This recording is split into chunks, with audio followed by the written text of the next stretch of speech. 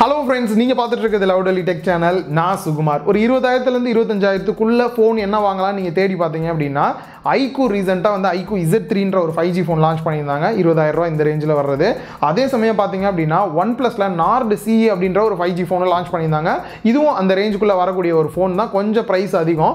அப்படி இருந்தாலும் இந்த ரெண்டு ஃபோன்ல எது வாங்கலாம், எது பெஸ்டா இருக்கு அப்படின்ற கன்ஃபியூஷன் கண்டிப்பா உங்களுக்கு இருக்கும். சோ அதனால தான் நானும் கேட்டிருந்தேன், நிறைய பேர் வேணும்னு சொல்லியிருந்தீங்க. சோ இதுல எது நல்லா இருக்கு நல்லா இல்ல அப்படின்றத வீடியோல கிளியரா பார்க்கலாம். and கஸ்டமர் ரிவ்யூ எந்த அளவுக்கு பண்ணிருக்காங்க அப்படின்றதையும் செக் பண்ணி பார்த்தேன். ரிசல்ட் எல்லாத்தையுமே வந்து வீடியோல கிளியரா சொல்லியிருக்கேன். வாங்க வீடியோக்குள்ள போகலாம். மொபைலோட லுக் அண்ட் டிசைன் அப்படின்னு பார்க்கும்போது பேக் சைட் பேனல் ஃப்ரேம் எல்லாமே வந்து ஃபுல் அண்ட் ஃபுல் பிளாஸ்டிக்ல தான் மேக் பண்ணியிருக்காங்க. இந்த இடத்துல நார்டில் பார்த்தோம் அப்படின்னா மேட் ஃபினிஷ்ல எப்பயுமே எப்படி OnePlus இருக்குமோ அதே மாதிரி இருக்கு. இந்த கேமரா பம்ப் மட்டும் இன்னும் இந்த பழைய மாடல் மாதிரியே இருக்கு. மேட் ஃபினிஷ்ல இருக்கனால கையில என்னதான் நம்ம வந்து ஹோல்டு பண்ணி வச்சிருந்தாலும் அந்த ஃபிங்கர் பிரிண்ட்லாம் சுத்தமாவே படல. அதே சமயம் Z3 பார்த்தீங்க அப்படின்னா இப்போ கொஞ்சம் ரீசன்ட் ட்ரெண்டுக்கு இருக்கிற மாதிரி இந்த கிரேடியன்ட் லுக்ல வந்து கொடுத்துருக்காங்க. பேக் சைட் கிளாசி ஃபினிஷ்ல இருக்கிற மாதிரி இருக்கு. ஸோ கையெல்லாம் வச்சிங்க அப்படின்னா ஃபிங்கர் பிரிண்ட் நல்லாவே படுது அப்படின்னு சொல்லலாம். ஓவரால் லுக் அண்ட் டிசைன்ல எது வின் பண்ணுது அப்படின்னு பார்த்தீங்கன்னா நார்ட் அப்படின்னு சொல்லலாம். காம்பாக்டாகவும் இருக்கு. திக்னஸ் அண்ட் வெயிட்டுமே ரொம்பவே கம்மியாக இருக்கனால யூசருக்கு வந்து சிங்கிள் ஹேண்ட்ல யூஸ் பண்றதுக்கும் ஹோல்டு பண்ணி யூஸ் பண்றதுக்கும் நல்ல ஒரு காம்பாக்டா இருக்கு டிவைஸ். ரெண்டுலையுமே டியூவல் மைக் கொடுத்துருக்காங்க. ரெண்டுலையுமே 3.5 ஆடியோ ஜாக் வருது. ஸ்பீக்கரை பொறுத்த வரைக்கும் ரெண்டுமே பார்த்தீங்கன்னா ஸ்டீரியோ ஸ்பீக்கர் கிடையாது, சிங்கிள் ஸ்பீக்கர் செட்டப் தான். ரெண்டுல இருந்து வரக்கூடிய சவுண்ட் அவுட்புட்டுமே நல்லா தான் இருக்கு, குறை சொல்ற மாதிரி இல்ல. சிம் ட்ரே அப்படின்னு பார்க்கும்போது நார்டில் டியூவல் சிம் ஸ்லாட் கொடுத்துருக்காங்க.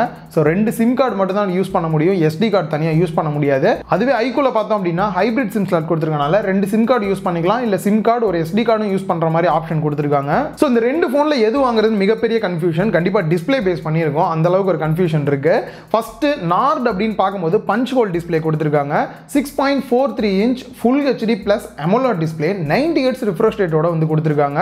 ஸோ இப்படி AMOLED டிஸ்பிளே கொடுத்தனால இந்த இடத்துல இன் டிஸ்பிளே ஃபிங்கர் பிரிண்ட் ஸ்கேனருமே வந்துருச்சு. ஸோ இந்த பக்கம் iQOOல பார்த்தோம் அப்படின்னா 6.58 inch full HD plus LCD display கொடுத்துருக்காங்க. பட் 120 Hz ரிஃப்ரெஷ் ரேட்டோட HDR 10+ சப்போர்ட்டோடையும் கொடுத்துருக்காங்க. ஸோ இதில் AMOLED டிஸ்பிளே கொடுக்காதனால side mounted fingerprint scanner கொடுத்துருக்காங்க.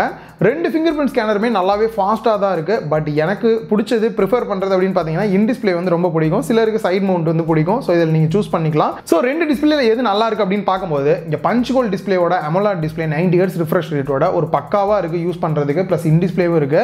அதே சமயம் இங்கே iQOOல பார்க்கும்போது டிஸ்பிளேயோட குவாலிட்டி வைஸ் பார்த்தீங்கன்னா ரொம்பவே சூப்பராக இருக்கு. பட் இன்னுமே இந்த வாட்டர் டிராப் நாச் மாதிரி கொடுத்தது கொஞ்சம் வந்து யோசிக்கிற மாதிரி இருக்கு. அதை தாண்டி 120 Hz ரிஃப்ரெஷ் ரேட்டும் HDR 10+ சப்போர்ட்டோட கொடுத்ததும் நல்ல ஒரு ப்ளஸ் பாயிண்டா இருக்கு இந்த டிவைஸ்க்கு. AMOLED டிஸ்பிளே தான் வேணும் அப்படின்னு நினைக்கிறவங்க நார்ட் சூஸ் பண்ணலாம். பட் பிரைஸ் வைஸும் கொஞ்சம் பட்ஜெட்ல வந்துட்டு எனக்கு LCD டிஸ்பிளே போதும் 120 Hz ரிஃப்ரெஷ் ரேட்டோட வேணும் அப்படின்னா நீங்க iQOO கூட சூஸ் பண்ணலாம். ஸோ கண்டிப்பா இந்த ஒரு பிரைஸ் கொடுத்து வாங்குறவங்களுக்கு பர்ஃபார்மன்ஸ் வைஸ் வந்து ரொம்ப நல்லா இருக்கணும் அப்படின்னு தான் எதிர்பார்ப்பீங்க. Plus gaming experience heating issue இருக்கு அப்படின்னு பார்த்தீங்கன்னா ஃபர்ஸ்ட் நார்ட் அப்படின்னு எடுத்துக்கிட்டோம்னா இந்த இடத்துல கொஞ்சம் பழைய ப்ராசஸர் தான் வந்து யூஸ் பண்ணியிருக்காங்க.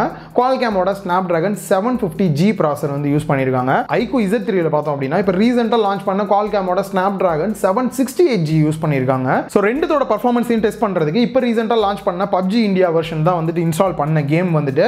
பட் நம்ம நார்டில் பார்த்தீங்க அப்படின்னா HD மட்டும் தான் வந்து ஒர்க் ஆகுது, HDR வந்து ஒர்க் ஆகல.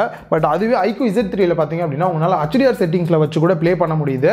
ஸோ ரெண்டுத்துலையுமே நான் ப்ளே பண்ணும்போது லேக் இருக்கிறதெல்லாம் எந்த ஃபீலுமே இல்லை. பட் ஒரு அரை மணி நேரத்துக்கு மேலே வந்து நான் கேம் ப்ளே பண்ணுறேன் அப்படின்னும் போது ரெண்டுத்தில் இருக்கக்கூடிய ஹீட்டை கம்பேர் பண்ணி பார்க்கும்போது iQOO Z3ல வந்து கொஞ்சம் கம்மியாகவே இருக்கு நார்டை கம்பேர் பண்ணும்போது. ஏன்னா இதில் வந்து பார்த்தீங்க அப்படின்னா லிக்விட் கூலிங் சிஸ்டமே வந்து கொடுத்துருக்கனால நல்லாவே வந்து எவ்வளோ நேரம் ஆனாலும் ஹீட்டையும் கம்மி பண்ணிக்கிட்டே இருக்கு, லேக் இருக்கிற ஃபீல் எந்த இடத்துலையுமே இல்லாமல் இருக்கு. ஸோ iQOO Z3 தான் வந்து பார்த்தீங்க அப்படின்னா எனக்கு தெரிஞ்ச பர்ஃபார்மன்ஸ் வைஸில் கொஞ்சம் ஹையராகவே இருக்கு. அண்ட் iQOO Z3ல இன்னொரு ஸ்பெஷல் என்ன அப்படின்னு பார்த்தீங்கன்னா எக்ஸ்பேண்டபிள் ஸ்டோரேஜ் கொடுத்துருக்காங்க. ஸோ நீங்கள் 6GB RAM வேரியன்ட் வாங்குறீங்க அப்படின்னும் போது ஸ்டோரேஜ்லேருந்து ஒரு 1GB எடுத்து போட்டு 7GB உங்களால் வந்துட்டு யூஸ் பண்ணிக்க முடியும். ஸோ RAM பத்தல அப்படின்னும் போது அதே சமயம் நீங்கள் 8GB RAM வேரியன்ட் வாங்குறீங்க அப்படின்னும் போது ஒரு 3GB ஸ்டோரேஜ்லேருந்து எடுத்து போட்டு 11GB வந்து உங்களோட RAM வந்து கன்வெர்ட் பண்ணி யூஸ் பண்ண முடியும். அது ஒரு ப்ளஸ் பாயிண்ட் அப்படின்னு சொல்லலாம் iQOO Z3ல. ஸோ OS எந்த அளவுக்கு இருக்கு யூசர் எக்ஸ்பீரியன்ஸ் அப்படின்னு பார்க்கும்போது நார்டில் Oxygen OS 11 and Android 11 base பண்ணி ரன் ஆகுது. கண்டிப்பாக நிறைய பேர் வந்து இந்த Oxygen OS அப்படின்னாலே தெரியும், நல்ல ஒரு ஸ்மூத்தான எக்ஸ்பீரியன்ஸ் வந்து இருக்கும். அண்ட் அதே மாதிரியே பார்த்தீங்க அப்படின்னா இந்த பக்கம் விவோவோட Fun Touch 11ல வந்து Android 11 பேஸ் பண்ணி ரன் ஆகுது. ஏன்னா iQOO Vivo ஒன்று தானே, ஸோ OS வந்து சேம் தான். ஸோ இதோட எக்ஸ்பீரியன்ஸ் பார்த்தீங்க அப்படின்னா near stock stock Android experience இருக்கிற அளவுக்கு வந்து கொண்டு வந்திருக்காங்க. அந்த ஸ்மூத்னஸாக இருக்கட்டும், அதில் இருக்கக்கூடிய ஐகான்ஸ் எல்லாமே இருக்கட்டும், ரெண்டுலேயுமே பார்த்தீங்க அப்படின்னா தேவையில்லாமல் அதிகமாக ப்ளோட்வேர்ஸ் எதுவுமே வந்து இருக்காது. அதே மாதிரி ஆட்ஸ் இந்த மாதிரியான ப்ராப்ளம் உங்களுக்கு வராது. யூசர் எக்ஸ்பீரியன்ஸ் ரெண்டுமே ஸ்மூத்தான எக்ஸ்பீரியன்ஸ் தான் வந்து கொடுக்குது. கேமரா கம்பேரிசன் செம்ம காம்படிட்டாக இருக்குது அப்படின்னே சொல்லலாம். iQOO Z3ல 16 mega pixel selfie camera வந்து கொடுத்துருக்காங்க. அதே தான் நார்ட் CEலையும் பார்த்தோம் அப்படின்னா 16 மெகா பிக்சல் தான் செல்ஃபி கேமரா வந்து கொடுத்துருக்காங்க. ஸோ இது ரெண்டுத்தையும் கம்பேர் பண்ணி பார்க்கும்போது என்னை பொறுத்த வரைக்கும் iQOO Z3யோட ஃபோட்டோஸ் பார்த்தீங்க அப்படின்னா நமக்கு வந்து சாட்டிஸ்ஃபைடாக இருக்கிற மாதிரி இருக்குது ஓவரால் லுக் வைஸ் பார்க்கும்போது. அதுவே நார்டு பார்த்தீங்க அப்படின்னா அந்த ஸ்கின் டோன்ஸ்லாம் வந்து சாட்டிஸ்ஃபைடாக இருக்கிற மாதிரி இல்லை. ஸோ கொஞ்சம் ரெட்டிஷாக இருக்கிற மாதிரி ஈவன் டோனாக இல்லாத மாதிரியான ஒரு ஃபீல் வந்து கொடுக்குது. ஸோ இதில் iQOO Z3 வந்து எனக்கு ரொம்பவே பிடிச்சிருக்கு செல்ஃபியை பொறுத்த வரைக்கும். பேக் சைட் கேமரா செட்டப் அப்படின்னு பார்க்கும்போது ரெண்டுலேயுமே ட்ரிபிள் கேமரா செட்டப் தான் கொடுத்துருக்காங்க. அதில் மெயின் கேமரா பார்த்தோம் அப்படின்னா 64 மெகா பிக்சல், அப்பேச்சர் வேல்யூ 1.79, ரெண்டுலேயுமே வந்து சேமாக தான் கொடுத்துருக்காங்க. சென்சார் மட்டும் தான் மாறுது. ஸோ நம்மளை ஃபோட்டோ எடுக்காமல் நேச்சுரலாக ஏதாவது ஒரு இடத்த நம்ம ஃபோட்டோ எடுக்கிறோம் அப்படின்னும் போது நார்டு பார்த்தீங்க அப்படின்னா ஃபோட்டோஸ் அவுட்புட் பார்க்குறதுக்கு நல்லா அட்ராக்டிவாக இருக்கிற மாதிரி இருக்குது. கொஞ்சம் வந்து பார்த்தீங்க அப்படின்னா கான்ட்ராஸ்ட் அதிகமாக தான் இருக்குது. அதே சமயம் நம்மளை ஃபோட்டோ எடுக்கிறோம் அப்படின்னும் போது இந்த கான்ட்ராஸ்ட்டே வந்து நார்டில் பிரச்சனையாக இருக்கிற மாதிரி இருக்குது. அந்த அளவுக்கு வந்து ஃபோட்டோ அவுட்புட் வந்து நல்லா இருக்கிற மாதிரியான ஃபீல் இல்லை. பட் iQOO பார்த்தீங்க அப்படின்னா கொஞ்சம் கான்ட்ராஸ்ட் லெவல் கம்மியாக இருக்குது. சேச்சுரேஷன் பூஸ்ட் பண்ணியிருக்காங்க. ஃபோட்டோவில் நம்மளே நிற்கிறோம் அப்படின்னும் போது நம்மளோட இமேஜ் வந்து iQOO Z3ல பார்க்கும்போது அந்த ஃபோட்டோஸ் வந்து ரொம்பவே நல்லா இருக்கிற ஃபீல் வந்து கொடுக்குது. அண்ட் செகண்ட் கேமரா ரெண்டுலேயுமே 8 மெகா பிக்சல் கேமரா கொடுத்துருக்காங்க. ரெண்டுத்தோட அவுட்புட்டுமே வந்து ஈக்குவலாக இருந்தாலும் கூட நார்டில் வந்து சேச்சுரேஷன் லெவல் கொஞ்சம் அதிகமாக இருக்கனால பார்க்குறதுக்கு கொஞ்சம் நல்லா இருக்குது நார்டில் வந்துட்டு. அண்ட் மூணாவது கேமரா நார்டில் மோனோ கேமரா கொடுத்துருக்காங்க. அண்ட் அதே மாதிரி iQOO Z3ல பார்த்தோம் அப்படின்னா 2 மெகா பிக்சல் மேக்ரோ கேமரா கொடுத்துருக்காங்க. ஸோ இந்த மாதிரி சின்ன சின்ன மேக்ரோ ஷாட்ஸ் எடுத்துக்கலாம். இதுவுமே பெரிய லெவலில் வந்து ப்ரோஜனம் இல்லை அப்படின்னு தான் சொல்லணும்.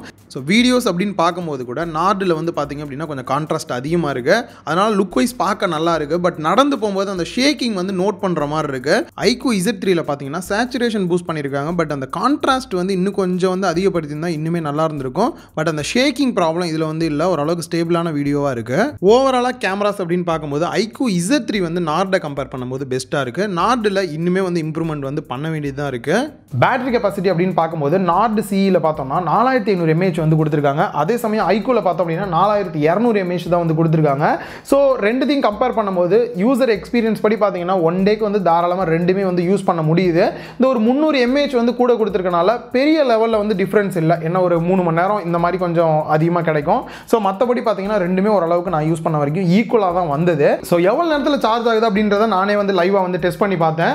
நார்டை பொறுத்த வரைக்கும் 30 வாட்ஸ் அடாப்டர் பாக்ஸ்லேயே வந்து கொடுத்துருக்காங்க. அதை யூஸ் பண்ணி சார்ஜ் பண்ணோம் அப்படின்னா 1 மணி நேரம் 5 நிமிஷத்தில் வந்து ஃபுல் சார்ஜ் ஆயிடுது. அதே சமயம் iQOO Z3ல பார்த்தீங்க அப்படின்னா 55 வாட்ஸ் அடாப்டர் கொடுத்துருக்காங்க. பட் இது வந்து பார்த்தீங்கன்னா 52 நிமிஷத்தில் வந்து ஃபுல் சார்ஜ் ஆயிடுது. 1 மணி நேரத்துக்கு கம்மியாக தான் இருக்குது.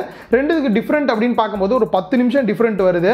ஸோ உங்களுக்கு கொஞ்சம் குயிக்காக சார்ஜ் ஏறணும் அப்படின்னு ஃபீல் பண்ணீங்க அப்படின்னா iQOO Z3 வந்துட்டு கொஞ்சம் ஃபாஸ்ட்டாகவே இருக்குது. ஸோ ப்ரைஸ் இப்போ என்ன இருக்குது அப்படின்னு நோட் பண்ணலான்னு போனேன். ஸோ அப்படியே கஸ்டமர் ரேட்டிங் எப்படி இருக்குன்னு பார்க்கும்போது ரெண்டுமே வந்து அமேசானில் அவைலபிள் இருந்தது. கஸ்டமர் ரேட்டிங்கை பொறுத்த வரைக்கும் 5 ஸ்டாருக்கு பார்த்தீங்கன்னா 3.9 ஸ்டார் வந்து நார்டு கொடுத்துருக்காங்க. அதே சமயம் iQOO Z3ல பார்த்தோம் அப்படின்னா 5 ரேட்டிங்க்கு 4.3 ஸ்டார் வந்து கொடுத்துருந்தாங்க. ஸோ ரியலாகவே வந்து ஸ்டார் ரேட்டிங் யூசர்ஸ்லாம் யூஸ் பண்ணி பார்த்தா அந்த எக்ஸ்பீரியன்ஸ் கொடுத்துருப்பாங்க. ஸோ நான் சொன்னது எதுவும் ஓகே அப்படின்ற ஃபீல் எனக்கே வந்து வந்தது. ஃபைனலாக நார்டை பற்றி சொல்லணும் அப்படின்னா OnePlus brand, oxygen OS, 90 Hz refresh ரேட்டோட AMOLED டிஸ்பிளே வேணும், in display fingerprint scanner வேணும், டிசைன் வைஸ் வந்து நல்ல ஒரு காம்பாக்டாக வேணும் அப்படின்னு நினச்சிங்கன்னா நீங்கள் நார்டு சூஸ் பண்ணலாம். ஆனால் அதே சமயம் iQOO அப்படின்னு எடுத்துக்கிட்டோம்னா விவோ பிராண்ட் எல்லாருக்கும் தெரியும். சேம் அதே தான் iQOOமே வந்துட்டு நேம் மட்டும்தான் வேறு. ஸோ ஓவராலாக பார்த்தீங்க அப்படின்னா லுக் அண்ட் டிசைன்லையும் பெருசாக குறை சொல்கிற மாதிரிலாம் நல்லா தான் இருக்குது. டிஸ்பிளேயோட குவாலிட்டியுமே வந்து நல்லா இருக்குது. 120 Hz ரிஃப்ரெஷ் ரேட்டு என்ன இந்த இன் டிஸ்பிளே ஃபிங்கர் பிரிண்ட் ஸ்கேனர் இல்லை. இதை தாண்டி பார்த்தீங்கன்னா பர்ஃபார்மன்ஸ் வைஸ் நார்டை விட சூப்பராக இருக்குது. அண்ட் கேமராஸுமே வந்து பார்த்தீங்கன்னா பெஸ்ட் அவுட்புட் தான் வந்து கொடுத்தது. ப்ரைஸ் எந்த அளவுக்கு இருக்குது அப்படின்ற டிஸ்கஷன் கண்டிப்பாக இருக்கும். ரெண்டுத்துலையுமே பார்த்தீங்கன்னா 6GB RAM வேரியன்ட் இருக்குது, 8GB இருக்குது.